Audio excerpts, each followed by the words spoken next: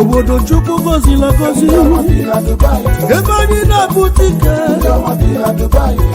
obodo ọma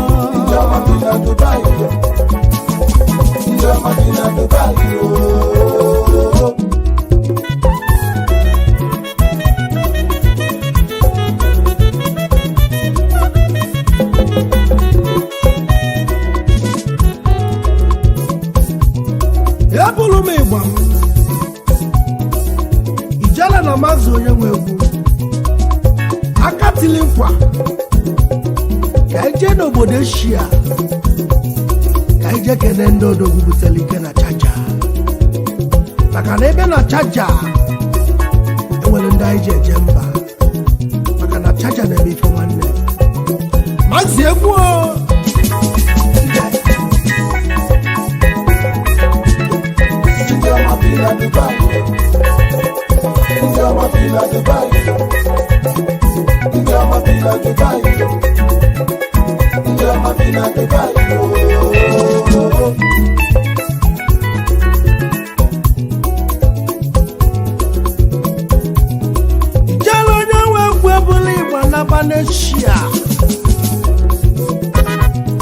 United Arab Emirates Odumo Colombia na gbambo Icholi batego ni gabata Ichokwani nani niga nani nagoba Dubai wekweli fenine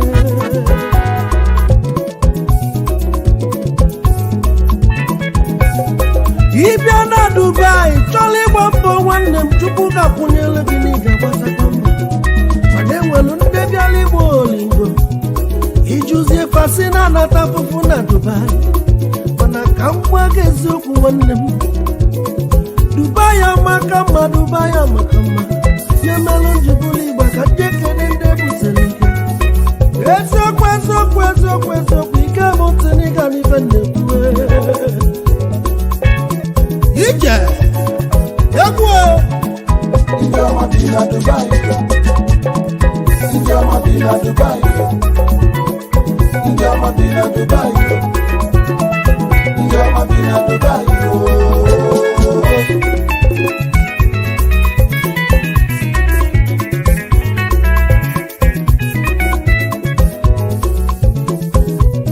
Ya bulu mi bana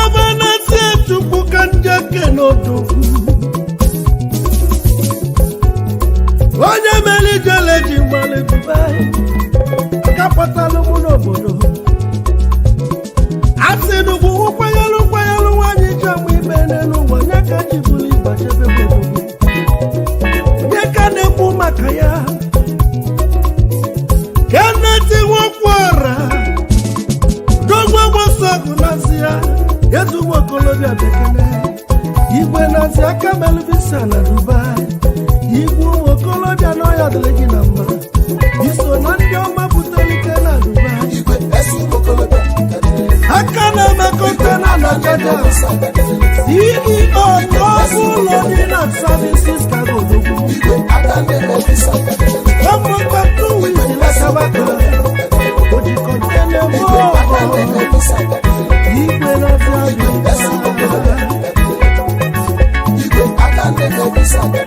Igwe na Zabi Ademo Kwadibo Ijele Akana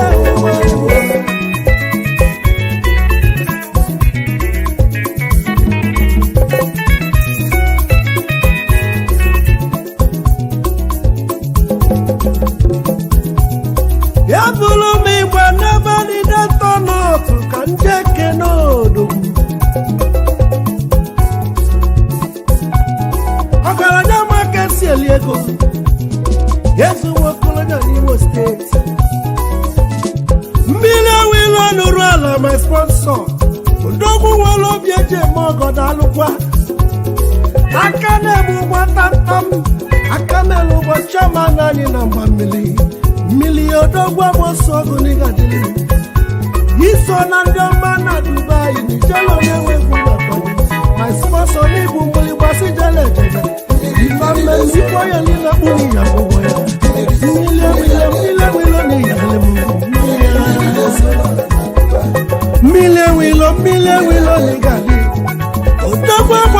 ọgọdọrọ maka esele obi ibu sali sali mmiri Ijele na ya ọgaranya nwere obi sali sali dalue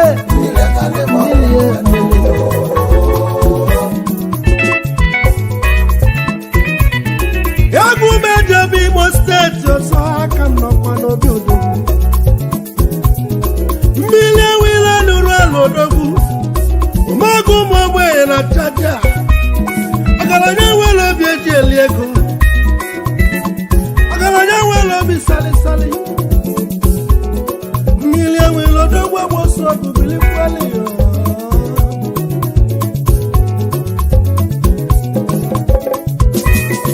ụfọdụ sili Ijele gaba n'ilu ịbịa na chaja gburugburu ndị na-emere ọgọ karịrị akarị ọgaranya nwere obi sali sali ihe na-emere ụmụ ogbenye na-ana ka akụkọ gị mmiri ewile n'ụlọ ala chioma anya anyị na mgba mmiri chinanyị gaba aka mere kọntena na starbasta mmiri ewile biko na bụ kenyere ndogwu agbaso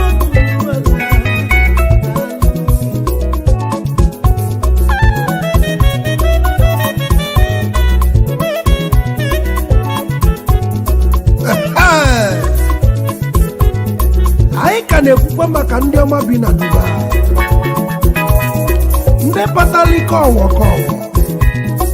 ndị ike fakarịrị amụsụ ebee ka egwu m na-eje maazị dolo m ka jee na-agwa tezinifite ka nje site odogwu bụsara ike nwa kpara akụ na nwa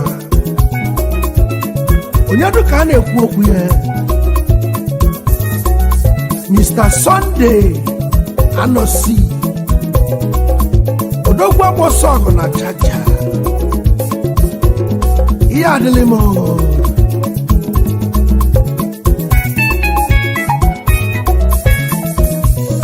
emume Ekene Anosi odogwu agboso ọgụ na chaja agụatezinifite ka isi eje ọgaranya maka esi eli ego aka na-eme gba mmiri na chaja odogwu na ibutele ike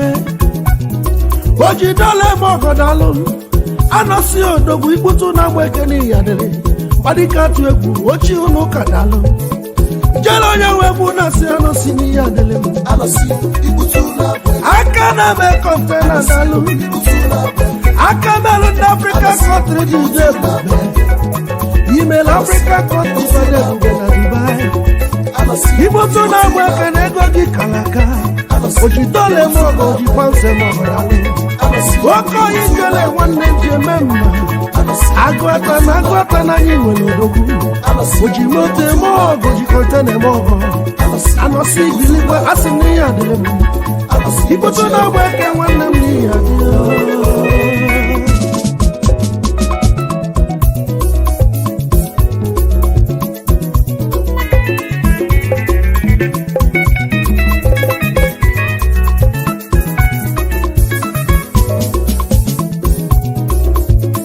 ka mbụrụkwa egwu je kene ezigbote ọkụ aka Anosi fana bụ dịka ejima ebe ọ bụ na ịfụlụ ikputu na agba Eke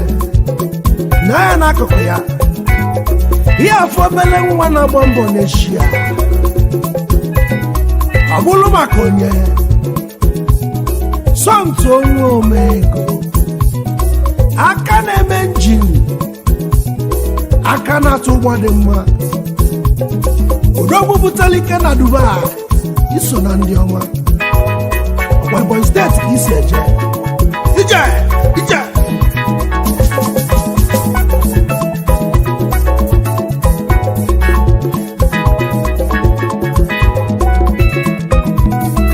eburu m egwu m jebe n'Ebonyi steeti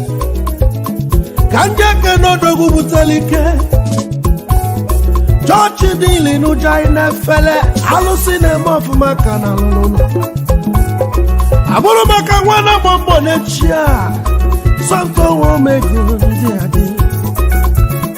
nwa omego n'ihe adị n'Ijele na-ekene gị n'iso na ndị butere ike na Dubai o weta gị na mmemme ọ na-elie gị na-ajụ na gwụkwagwụ nwa na-agba mbọ na ego ga-ada agwụ egwu elebe isi bute ike nwa na-agba mbọ gwa kene m maka na ịkaliga egwu na ịkaliga egwu nwomego n'ihe adị nwomego n'ihe adị Ijele na-ekwu nwomego n'ihe adị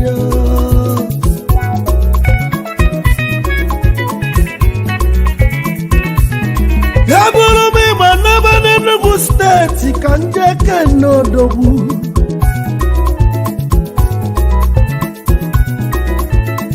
onye ka a na-ekwu maka ya odogwu agbọsọ ọgụ Chukwuemeka nwa aka chịrị anyị na jumping n'agha Adam chicha anyị wee mesịa wee bụrụzie petro n'anya chairman anyị ji ebe ọnụ na chacha ịbịa na chacha gburugburu jụọ maka onye na sonu eminado odogwu patalike na nwa ofu onye sili Ijele gaba n'iru o mee ka mmadụ na ọ bụ na ịlụ 39 years ọ bụ na ibutebolu ike ịbakwa 40 n'ọkwa let us share the grace and ask God for mercy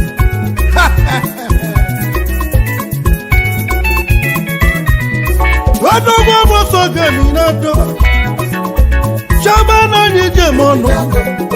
onye na-eso Ijele agụba ndị butere ike na Dubai eminado n'isogbu n'ogbe gbọsọ ọgụ n'Enugu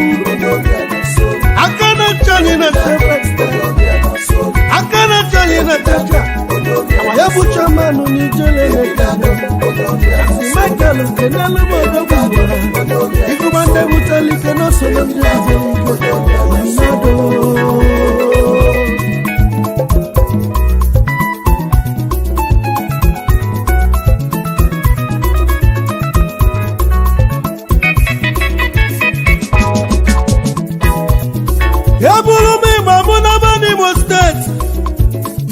Idato ka nneje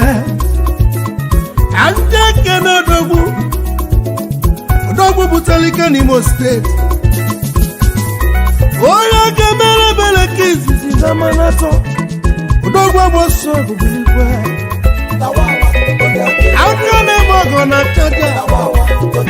African grocery #1 onye na-enye anyị ife anyị na-eli ọgaranya ọmaka esi Rudi Chenji anyị ji eme ọnụ Rudi Chenji tawawa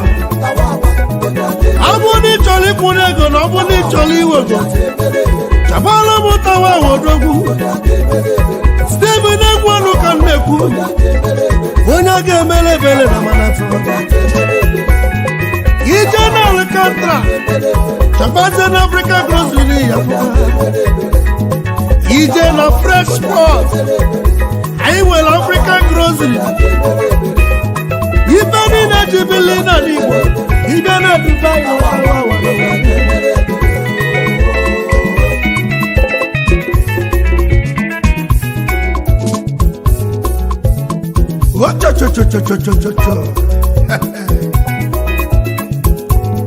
ka njeke n'okoye m ofu onye tawa wasịrị m Ijele ọ bụrụ na ma nọrọ nso ijekwuye ọ bụrụ ife ka ọ masịrị ọ bụrụ ife ka money ọ bụrụ ife ka dollar ana m ekwu maka aka ekpuchi ọnwa na Nkanu aka ekpuchi ọnwa ije eme ọnụ obere nwa butere ike na Dubai iso na ndị ọma ije eme ọnụ aka ekpuchi ọnwa n'ihi adị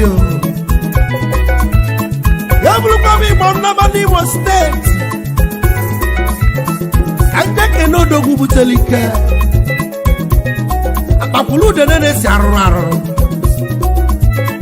odogwu na-eti onwe mana onwe na-atụ ya ụjọ a na-emekwu maka igwe onwe onwe ya anya maka esi eli ego na chacha ije igwe onwe n'ihe dị igwe onwe mana onwe na-atụ ya ụjọ odogwu agbaso ọgụ na chacha odogwu agbaso ọgụ n'Imo steeti aka na-eme American pass n'ihe dị igwe onwe kedere mezigbo ọkụ aka gị gị na ya dịka eji manụrụ na-eme ka nwanne a na-emekwu maka onowu igwe nke izizi na Dubai nna m ochie n'Ọkịja onowu na ya dị odogwu agbaso ọgụ bilikwe aka na-eme kọntena onowu na nwa dị anaghị na-ekene ofu onye nwere ebe anyị na-alacha o nwere ebe anyị na-alacha aka na sisere wadalụ onowu na Ijele na-ekene amụrụ egwu m jebekwa n'ofu ebe anyị jee na 301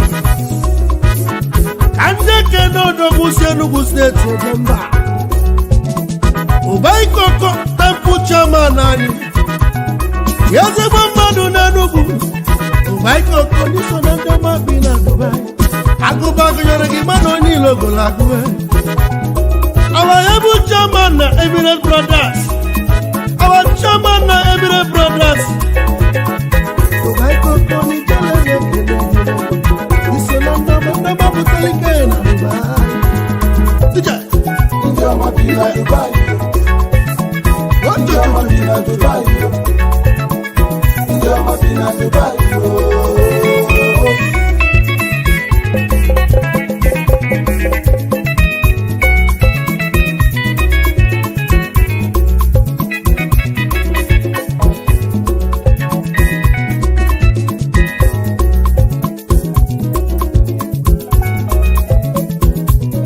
ebulukwa m Igbo n'aba n'Imo steeti ka ndị ekene odogwu nwere ego omeoge obi dị ọcha tadi bret ka na-ekwu okwu ya chigozie nwa aka na-eme ọgọdọ alụwe dadi gbọ nsọ na ihe dịrị m ọ dị keke na chigwe enyi ọsọ odogwu butere ike na Dubai dadi gbọ nsọ ndị na-emelụ ụmụ ogbenye ọgọ iso na ndọma bi na Dubai dadi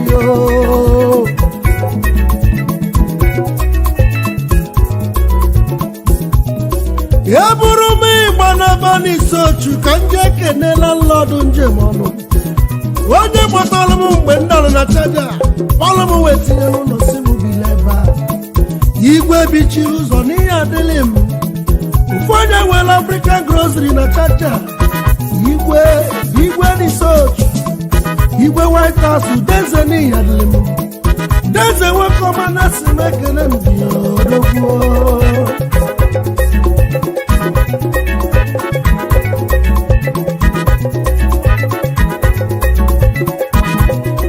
ambụrụkwa Igbo wee kene nwanne nwoke Ogbuefi izizi Ogbuefi Ugo bụ nna ya onye ka na-ekwu okwu ya anyị na-ekwu maka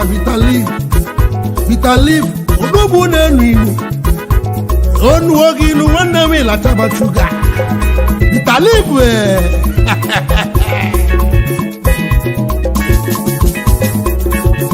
ndị ọ bụ nneọma butere ike na Dubai aka nnọkwa n'isi ochu ambụlagwu wee je kene odogwu the Canadian master pilot aka siri ike na steering Alachi Bello onye ọcha Bello ụwa na oji n'isi ochu Akwaja steeti ka isi eje Alachi Bello na Ijele ekene gị odogwu ije ya bụrụ m Igbo n'aba n'Enugu steeti na Nsụka ka ndị ekele ezigbote ọkụ aka Alachi Bello anyị na-ekwu maka emi China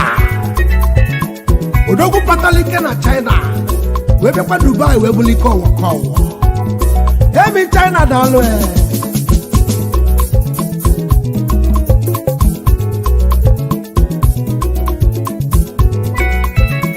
anyị ejebekwa n'isi ochu Kanja ke no what is sick and so akpale agam ufonya silimi jala ngwenda n'obodo moka lobby na emesano ya okwa wani so chukwalu mmechala balu molu tata awani ya dilimo ije amala awani so chudi yadi akana lokote na dalwe na customer kina kalele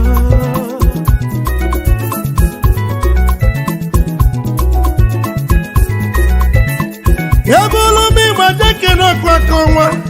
ezigboto paka yonye ka na ekwoku ya izuchi kafi odogwa gboso n'Imo State ibia n'izu ogi chobodogwu izuchi kafi aka kpuchi ọnwa na ya dilim Ijele nekene Ijele na mazi nekene izuchi kafi ndoma bi na Dubai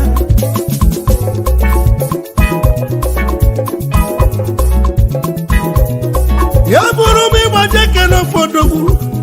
odogwa gboso na Nsụka asege takonne na pitare na tako aina kuma kojuna mogo na Lekki Tanko Mohammed our able chairman na Nsụka Progressive Union our provost na Enugu State Association Dubai awoloma kemba apada akana me container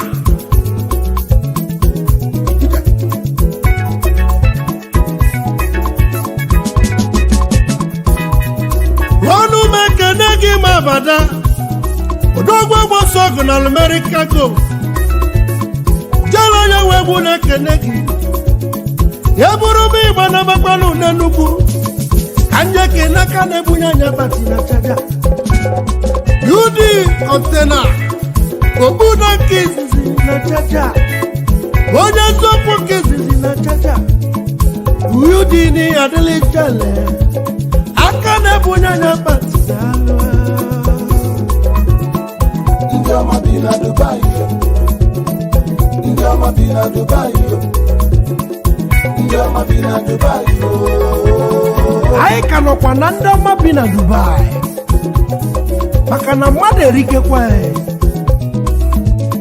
ife bina Dubai kalele. Ya bolo me ba mujebe na Nobu Shipping Services. Kanja Kene, our managing director. Igana Nobo. Owolo dogwa ije mono. Oye konano wa. Ekopu, ekote. Egofu. Dogwa bosog na Anambra. Ijele Kene gonye kwe. Kambuli banaba na kweze. Kanje Kene Italo na Kweze, our able vice chairman na Anambra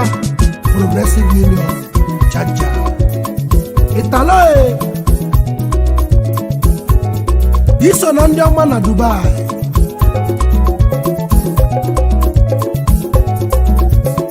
Kambuli Kanje Kene nwanne nwoke Chajalino Brudi Change obele nwa Chinyela akụ na nwa Kajo mogo dalo Kankene kwenye buchi nwa Fokanizer wanne Akamele kaya langada Iya adele wanne gire Nansi dulum kanje na Kweze Kanje Kene of Jesus Odogwa mwosog na chaja Akane African country di jembe Oji robata ye mogo Obu ni nezaya na koko Obu ni for Jesus Na ya ni ya fuma ko M4 Tu salade umwasa Odogwa bosog na Anambra Odogwu patalike na Dubai Iso na ndị ọma Mako ni Ijele wanne gị na ekene gị Odogwu Ihe adịlị mee Ije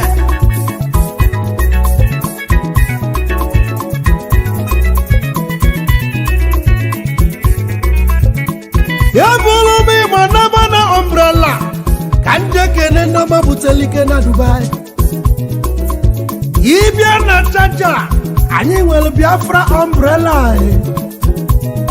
ije na Rumeli Cargo ihe afọ ebe umbrella anyị dịkwa nwanne m o nwere onye jiri bisi o nwere onye isi anyị na-ebulu anyị ụzọ na umbrella udogbo gbosogu n'Enugu fruit salad ụmụasa ololo n'iga dịkwa ololo n'iga yo awa ebu chairman na umbrella ololo gaba n'iru na anyị pụrụ n'azụ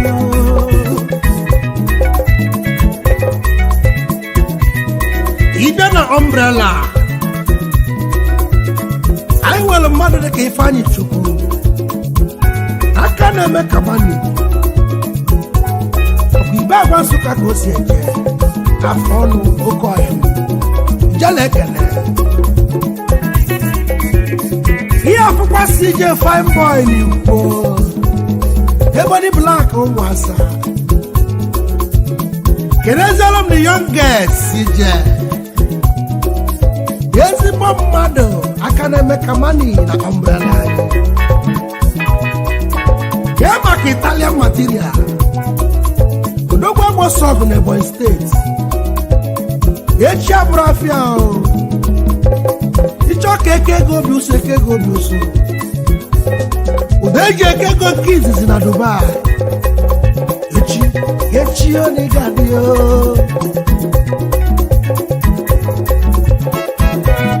ihe bụ odogwu gbaka esi eli ego nwoke gbaziri agbazi tọpụ etọpụ iso na ndị ọma na Dubai Ijele na-ekele ije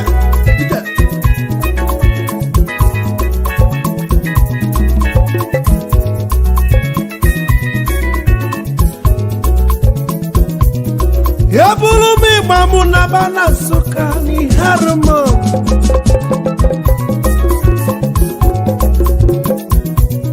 ka nje kene ụfọdụ ogwu nwelife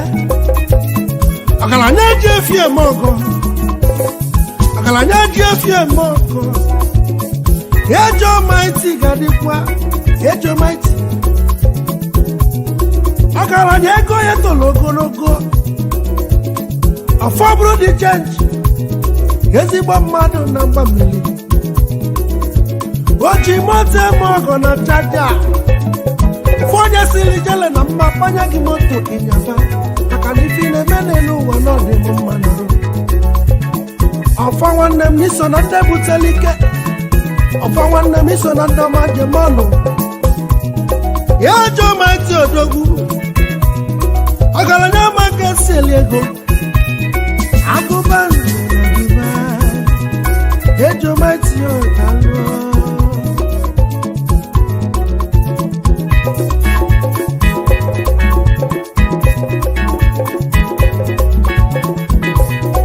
ebulu m ịgba mụ na banụ na Ọkpala ka njeke n'odogwu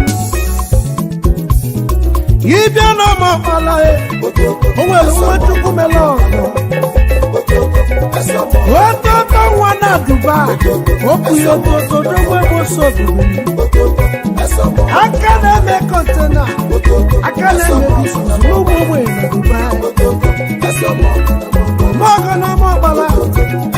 ife zụrụ na Dubai karịrị akarị eziokwu n'iso na ndị ọma ototo nwa kwere m nkwa si m Ijele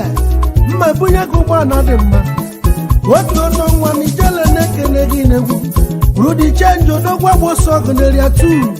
okwu ya ototo n'iso n'odogwu nwa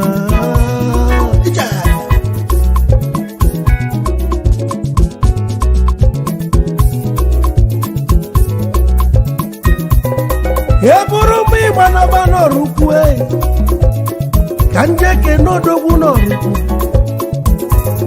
jee kwado proje yitakwa onye bụ akpanaki manọ na ya iyo maka na eziokwu na ndị Igbo anya adaghị ayịyọ awa ebu chairman na sos awa ebu chairman na Rumeli Cargo obi Jizọs ga-adịrị m oke nwa n'ọrụ ukwu na ịgadie chọọchị niile ịnọga n'efele alụsị na-eme ọfụma ka na alụlụ ụlọ oke nwa na ọlụkwu n'ọchịchị gị danye mma odogwu agbasa ọgụ na Anambra daalụ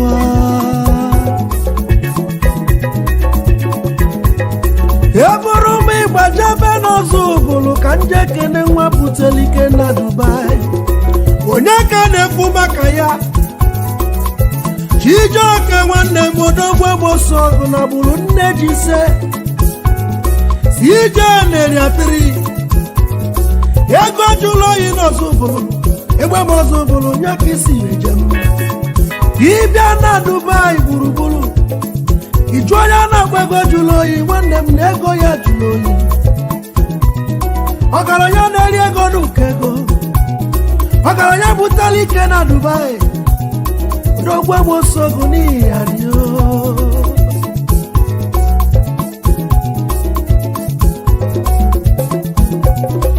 eburu m ịgba nke n'ezigbo ọkụ aka ya aka na-emebi daalụ eze BM daalụ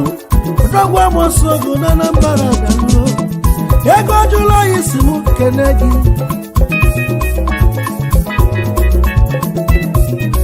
enwere ụfọdụ ọgwụ anyị ji eje mba Emeka n'inini ya dịla anyị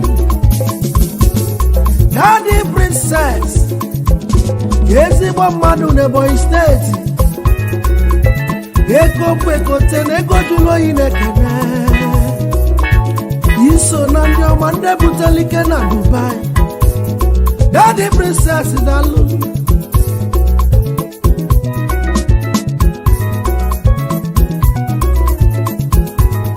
ya na-ekwu bụ ndị butere ike na Dubai ndị kpala elisia ndị a na-ekwu maka fa akaliga amụsụ maka na Dubai nwere buwe mpụ ka mbụlụ ịgba ka nje na Nnobi ka nje kene Ogbuefi na Nnobi odogwu patala ike na Congo aka na-eme ndị African country jide ebube ọ bụrụ maka ife si na ji ife Congo ojidala eme ọbọ na chanja aka na-emela spare pass na Diera ife n'ihi adịla Ijele Ogbuefi na Nnobi daalụ iso na ndị butere ike na Dubai Ogbuefi ojidala eme ọbọ daalụ kenalụ m Ifeanyi Chukwu ezigbo akụ aka ga ezigbo mmadụ na Congo Ifeanyi nwere ego ka na-ekwu ọ na-eri ego n'ụkọ ego ọgaranya obi dị ọcha gentleman daalụ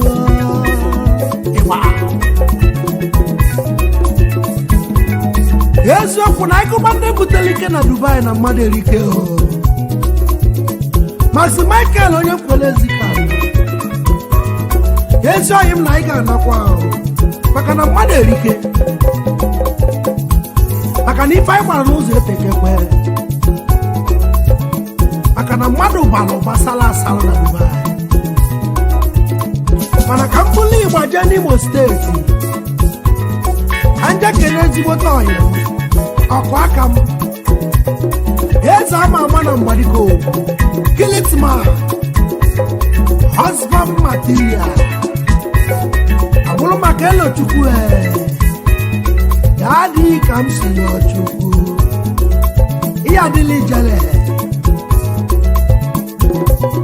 ka mbụlụ ịgbaje na-agwata ka njeke n'oke ọhịa ebu Petron na-agwata meska nwodo kodo polisman anyị nwe na-agwata meska nwodo n'ihe adịla m ka nkenekwa eze nwata ezigbo mmadụ na-agwata ezinite dalụkwa anyị ka nọkwa na-agwata gịnalụbeje nga odogwu agbasa ọgụ na-agwata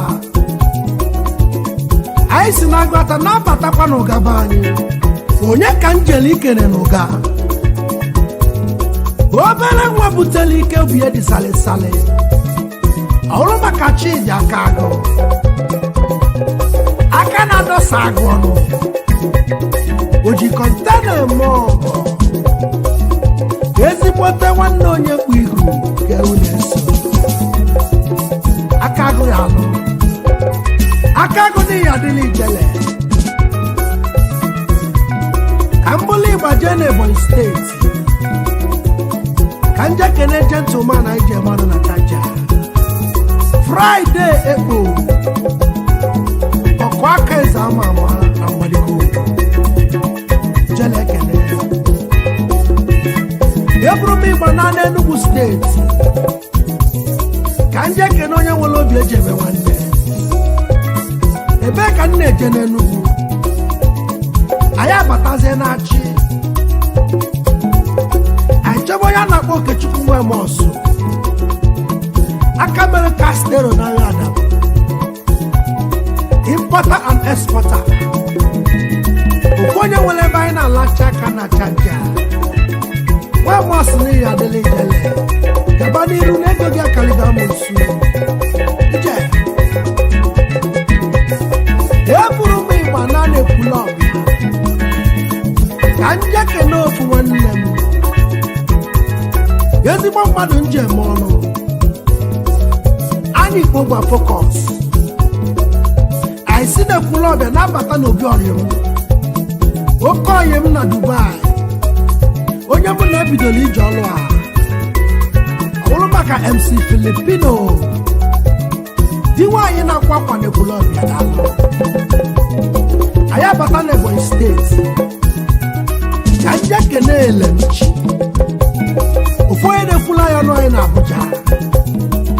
man of God na-aṅụ nkwụ na chaja dalụ okwulu ọra onye egwu ka nkene kwala Vincent n'Enugu ezigbo mmadụ ngadi omegbu oji dalụ n'egwu m chetara gị Wisdom Ikechukwu Ejiofor ezigbote mmadụ na chala n'ụka oke ọhịa Ijele na maazị na anyị na-ekele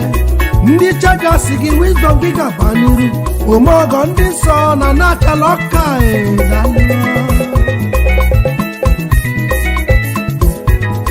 eziokwu na mmadụ erike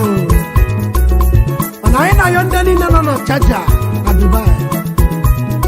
biko onye anyị chetara onye anyị echetara ọnya gbaghara maka na egwu anyị ka na-abịa bọọsụ emeka ụfọdụ ya ekote mmadụ na n'ofu ka nje n'Enugu steeti na Nsụka ka nkemekwe Prince Ike ezigbote mmadụ na Lagos Ikechukwu dalụ kedu maka aka kpụrụ isi zuru ụwa ọnụ nwagod ezigbo mmadụ na Abia steeti oke ọyị m dalụ ekenyekwa nwata n'anya okenye na mgbada ofu onye n'Imo steeti pilot aka siri ike nwata n'anya okenye na mgbada Obinna dalụ iso na ndị ọma bi na Dubai wee kene m ụnụ wee na-asị na adịla Igbo na mma kee maka kwere ka ịha n'Ebonyi steeti Baba Blue Chimbata Maxi Michael na ị ga-ala maka agụba ndị ọma bi na Dubai na mmadụ eleke a na-emesa na Ijele na maazị ya dakwa ọzọ ije ụna amala ụna